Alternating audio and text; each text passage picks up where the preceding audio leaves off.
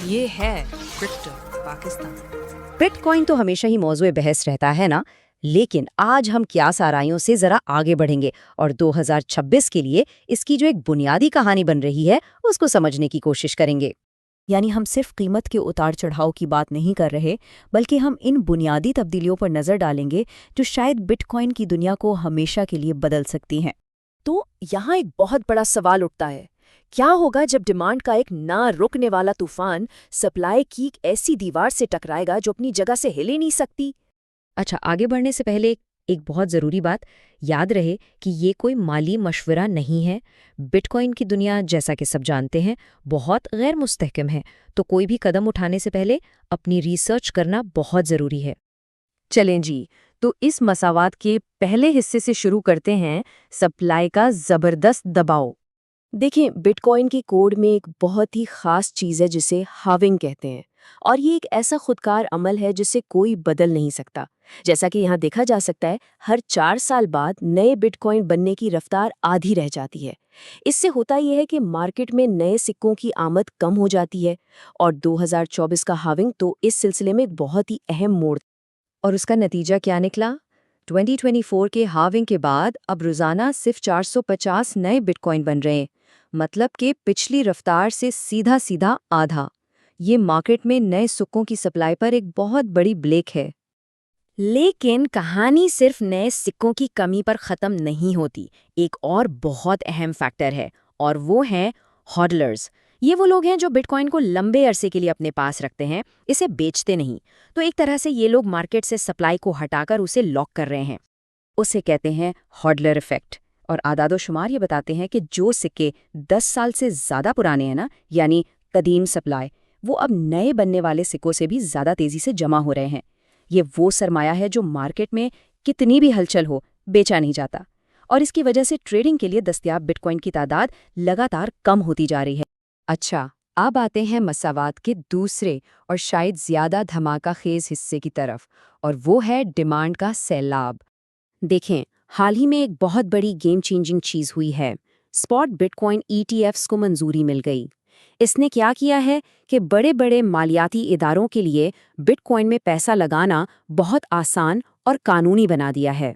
अब wealth managers, pension funds और दूसरे बड़े इदारे बहुत आसानी से बिटकॉइन खरीद सकते हैं। और ब्लैक रॉक के CEO लैरी फिंक का ये बयान तो पूरी सूरत हाल को वाजह कर देता है। उन्होंने कहा कि खुद मुख्तार दौलत फंड्स कीमतों में कमी के दौरान भी बिटकॉइन खरीद रहे थे। ये इस बात का बहुत बड़ा सबूत है कि दुनिया के सबसे बड़े और सब्र वाले सरमायाकार अब इस मैदान में आ रहे हैं।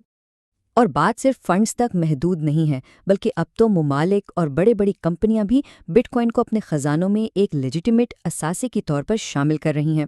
ये इस बात का इशारा है कि बिटकॉइन अब एक मैच्योर और संजीदा असासा बन चुका है। इससे सरमायाकारों की सोच में भी एक बहुत बड़ी तब्दीली आई है। देखें, जहां आम ट्रेडर अक्सर कीमतें ऊपर जाने पर खरीदते हैं और घबराकर बेच देते हैं, वहीं ये बड़े इदारे लंबे अरसे का सोचते हैं और कीमतों में कमी को दरअसल खरीदने का एक बेहतरीन मौका समझते हैं। अच्छा, अब जरा देखते हैं कि दुनिया का जो माशी माहौल है वो इस सप्लाई और डिमांड की कहानी को और कैसे मजबूत करता है। देखिए, तारीख ये बताती है कि बिटकॉइन की कीमत का ताल्लुक दुनिया में पैसे की गर्दिश और शरह सूद से रहा है। जब सेंट्रल बैंक्स शरह सूद कम करते हैं तो बिटकॉइन जैसे नायाब असासे ज़्यादा पुरकशिश हो जाते हैं और इनमें ज़्यादा पैसा आता है।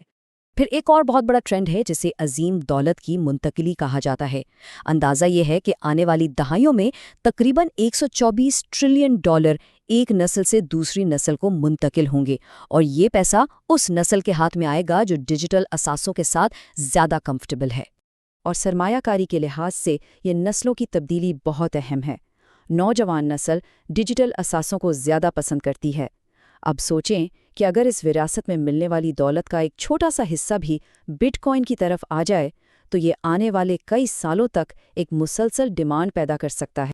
तो इन तमाम नुकात को जब हम एक साथ जोड़ते हैं तो 2026 के लिए एक मुकम्मल थीसिस बनता है। इससे हम 3 हिस्सों में देख सकते हैं। पहला, सप्लाई पर दबाव, जहां नए सिक्के आधे हो गए हैं और पुराने होल्डर्स मौजूदा सिक्कों को मार्केट से हटा रहे हैं।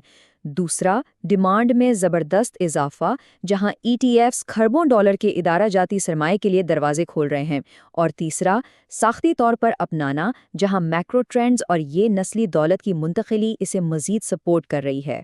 تو سب سے اہم بات یہ ہے، یہ سارا تجزیہ صرف قیاس سرائیوں پر نہیں ہے، بلکہ یہ مارکیٹ کی بنیادی ساخت یعنی سپلائی اور ڈیمانڈ کے ٹھوس معاشی اصولوں پر مبنی ہے۔ اور یہ سب کچھ ہمیں ایک بہت بڑے سوال پر لا کر کھڑا کر دیتا ہے، جیسے جیسے مالیاتی دنیا بٹ کوائن کے لیے پل بنا رہی ہے، کیا اس کا جو بنیادی مقصد تھا وہ ہمیشہ کے لیے بدلنے والا ہے؟ If you enjoyed this video, please like and subscribe to Crypto Pakistan 1947.